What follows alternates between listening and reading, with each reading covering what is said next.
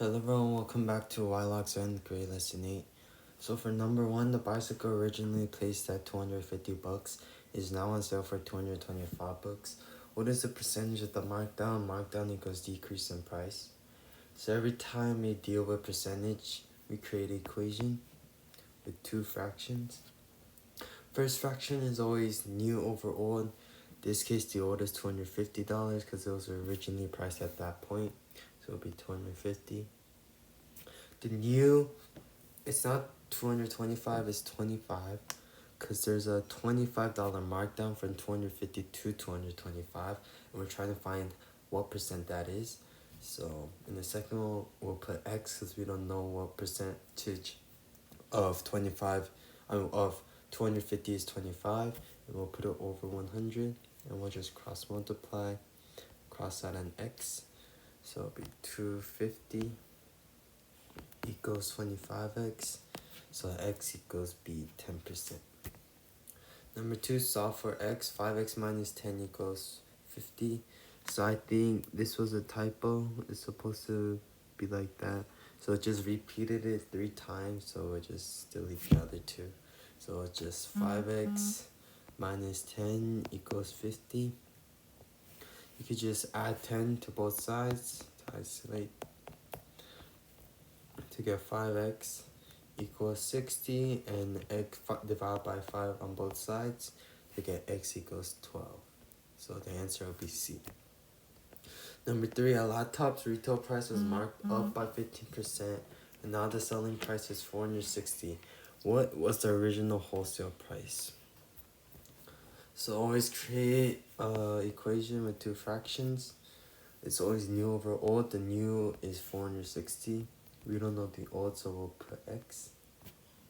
And retail price was marked up by 15%, so that means 460 is 15% more of the original number, which means it is 115% of the original number over 100. And we'll cross multiply to get 115x equals 46000.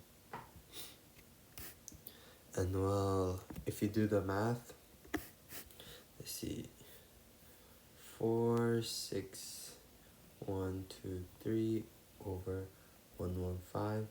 115 goes into 460 exactly 4 times.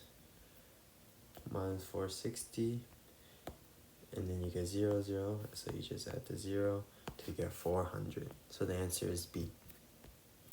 Number 3, a bouquet contains 4 daisies for every 5 lilies. If the total number of flowers in all bouquets is 250, how many lilies are there? So over here, 270 is the total amount. And for every 4 daisies, there are 5 lilies. And we're trying to find how many lilies there are. So over here, well, we could just guess and check with these numbers and plug it in. So we'll say this is variable x, and we divide it by 5 to see how many lilies per bouquet there are, and then we multiply, and that gives us y, and we multiply that by 4 to get, because it's 4 daisies for every 5 lilies, so we'll multiply by that 4, and if you add these two up, it should equal 270. So let's try. I always like, when I guess and check, I always like to start in the middle. So either B or C. Let's start with B. 120. So 120 divided by 5 is 24. So y equals 24. 24 times 4 is, let's do quick math. 6, 1, 8, 9, 96. And 120 plus 96 equals, it does not equal 270, so the answer isn't, oh my bad, so the answer isn't B. And now let's try C. If C is 150, so plug in C. 150 divided by 5 is 30, so plug in Y. 30 times 4 is 120. 120 plus 150 equals 270. So C will be our answer. Number 3, P equals 3 to 4 and Q equals 8 to 7. What is P to Q? So 3 to 4, 8 to 7. So we see these two are common multiples, so we'll just multiply this by 2. 2 gets 6 to 8 equals 8 to 7. So now we have two common numbers, so we could combine it, and we just put these two over here to get 6 to 8 to 7. Number 6, Sarah deposits $500 into a savings account that earns 5% interest compounded annually. How much money will Sarah save after 2 years? So he deposits $500 and he earns 5% interest compounded. So he'll be earning 1.05 because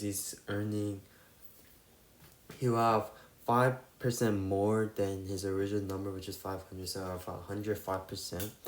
And if you convert percentage to decimal, it will be 1.05. And how much money will Sarah save after 2 years? So we need to multiply 1.05 2 times. So we'll put a square over there. And well, you could use a calculator for this.